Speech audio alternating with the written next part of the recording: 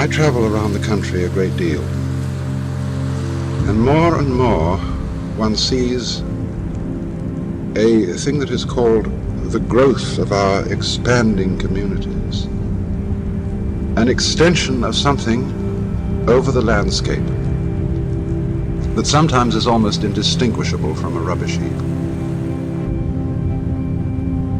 Now, what is at the root of this? Why is it that we don't seem to be able to adjust ourselves to the physical environment without destroying it?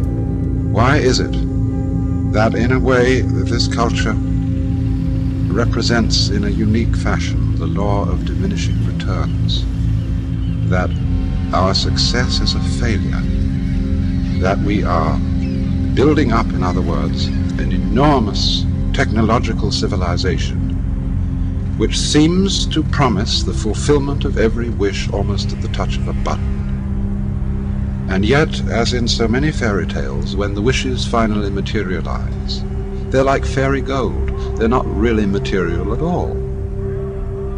In other words, so many of our products, our cars, our homes, our food, our clothing, it looks as if it were really the instant creation of pure thought.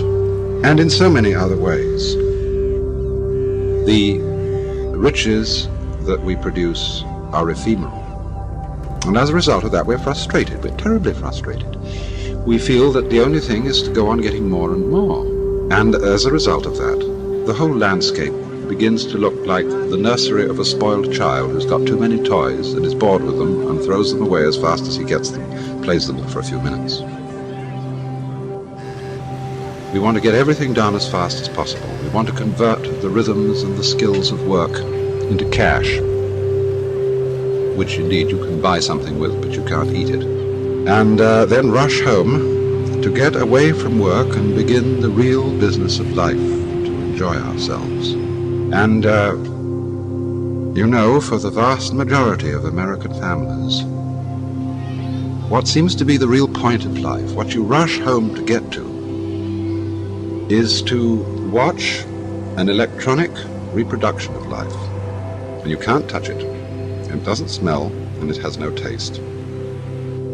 You might think that people getting home to the real point of life in a robust material culture would go home to a colossal banquet or an orgy of lovemaking or a riot of music and dancing. But nothing of the kind. It turns out to be this purely passive contemplation of a twittering screen. As you walk through suburban areas at night, you see mile after mile of darkened houses with that little electronic screen flickering in the room. Everybody isolated, watching this thing, and thus in no real communion with each other at all. And this isolation of people into a private world of their own is really the creation of a mindless crowd.